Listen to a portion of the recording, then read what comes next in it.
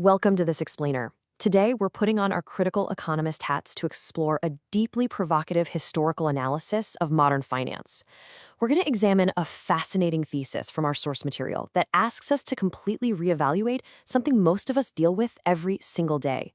We're looking at debt, but we're not looking at it as just some mathematical reality of interest rates and account balances.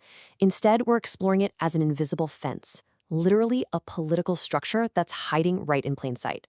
So is debt a personal failing, or is it a political technology?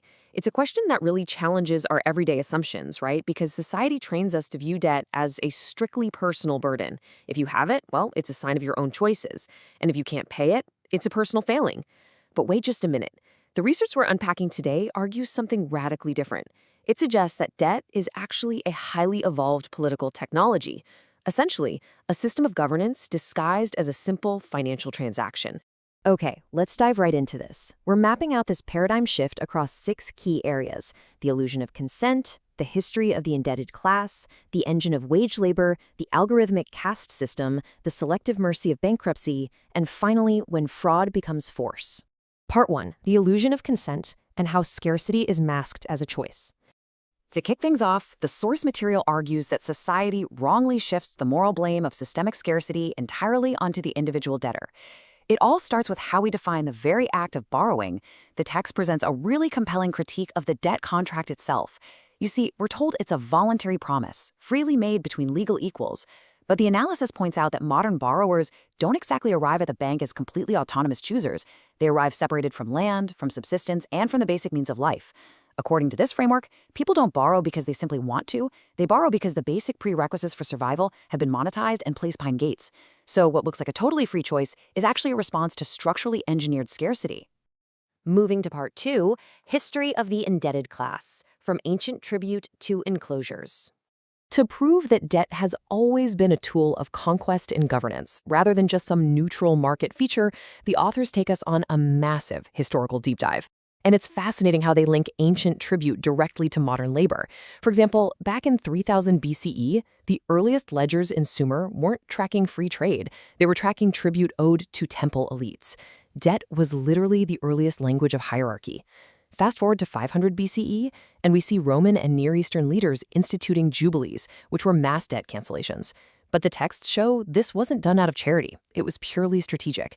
Elites canceled debts to prevent peasants from revolting when their obligations became just too crushing to bear. Then jump to the English enclosures between the 16th and 19th centuries. Landlords fenced off public commons, forcing peasants to borrow just to survive the winter. And during the 19th and 20th centuries, colonial powers imposed hut taxes on African and Indian populations. They intentionally forced these populations to take on monetary debt so they'd have absolutely no choice but to enter mines and imperial supply chains just to pay it off. The source draws a stark conclusion from all this history. The creditor is never merely someone who lent money. Whether we're talking about the fencing of the English commons or post-colonial nations trapped by IMF loans, the creditor is the entity that already holds power, be it military, political, or economic, and they use debt to extract labor and legitimize inequality. In this view, the word obligation is really just a polite euphemism for dispossession. Part 3, engine of wage labor and how debt guarantees obedience. So if history created the indebted class, how exactly does that translate into the modern workplace? Let's walk through the core transition outlined in the text, where debt gives birth to the disciplined wage laborer. Step 1 is dispossession. That means removing a person's ability to survive outside the market. Step 2 is dependency on a wage. Step 3 is debt, which is taken on just to bridge the massive gap between wages and the actual cost of living. And step 4 is obedience. The absolute crucial point here is that this system forces entry and punishes exit. A landless worker might be able to resist exploitation by quitting, but a debtor simply cannot. Their labor is already promised to the future. There's a quote from historian Louis Hyman cited in the text that is absolutely fascinating. He says, "The rise of consumer credit was not merely a financial innovation, but a labor management strategy. Debt acts as golden handcuffs. By colonizing a worker's future, consumer credit ensures that people are just too terrified of financial ruin to risk striking, relocating, or causing trouble. Capitalism, the authors argue, essentially delegates discipline to your own internal anxieties. After all, you really don't need a ruthless overseer when the worker is policing their own rebellion out of fear of missing a visa payment." Which brings us to part 4, The algorithmic caste system, the new walls of capital. Over time, debt has evolved from physical debtors' prisons into invisible, algorithmic databases. The authors detail how banks and credit bureaus act as incredibly powerful modern tools of governance. Today, your entire life is turned into a calculation. Think about it.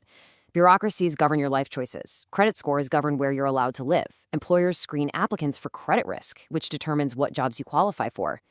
Algorithms adjust your insurance premiums based on your financial behavior. And in countries without universal healthcare, medical debt literally determines what emergencies you can survive.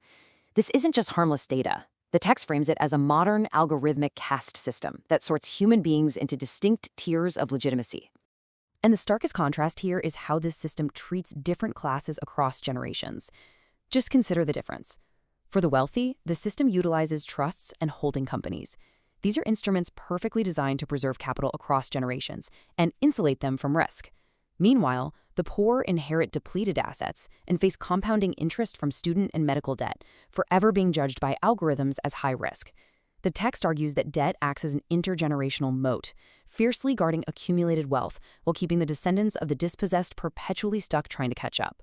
Now for Part 5, Selective Mercy of Bankruptcy and Who Actually Gets Forgiven. So what happens when someone just genuinely can't pay?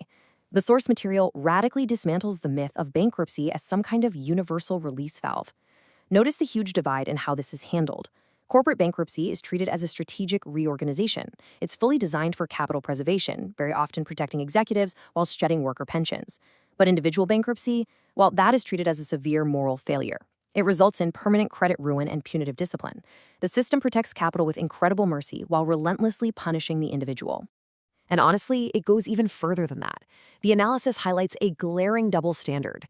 Debts incurred for basic participation in economic life, things like student loans for an education or court fines, often survive bankruptcy completely intact. They are rendered effectively permanent. This marks individuals as high risk forever and binds them to an inescapable trap, proving that bankruptcy isn't about universal forgiveness at all. It's about highly selective absolution. And finally, Part 6, When Fraud Becomes Force, the End of Consent. This brings us to the real climax of this explainer. What happens when the paper illusion of the debt contract finally breaks down, when the ledger simply fails? The authors assert that debt is the bureaucratic hinge between fraud and force, the soft face of coercion before the state's mask falls. Basically, as long as you pay, the system feels voluntary. It feels like a mutual contract.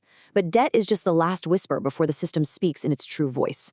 The moment a payment falters, that polite illusion of consent completely breaks down. And what replaces it is the state's monopoly on physical violence. When the paper fails, the landlord doesn't just politely ask you to leave, they call the sheriff. The bank relies on armed officers to execute foreclosures. The reality presented here is pretty brutal. The creditor's power doesn't ultimately rest on spreadsheets. It rests on the state's willingness to use physical, armed force to remove bodies and protect property. The text redefines the concept of eviction entirely. It argues that eviction is not a private contractual remedy between a landlord and a tenant. It is a compulsory intervention. The market simply cannot govern without violence, and eviction is the state enforcing market discipline through legalized force. It is the exact point where an abstract balance sheet translates into real bodily displacement. Which leaves us with a final, incredibly provocative thought, one that makes you completely rethink the morality of every single bill that arrives in the mail. If the foundation of wealth was built on historical plunder, from enclosures to colonization, and if the debt that binds us today is ultimately enforced by state violence, do the poor actually owe the rich? Or, as the authors of this analysis boldly conclude, do the rich actually owe the poor everything? It's a question that reframes our entire modern economy, and one that is definitely going to leave you looking at the invisible fences in your own life a little differently. Thanks for joining us for this explainer.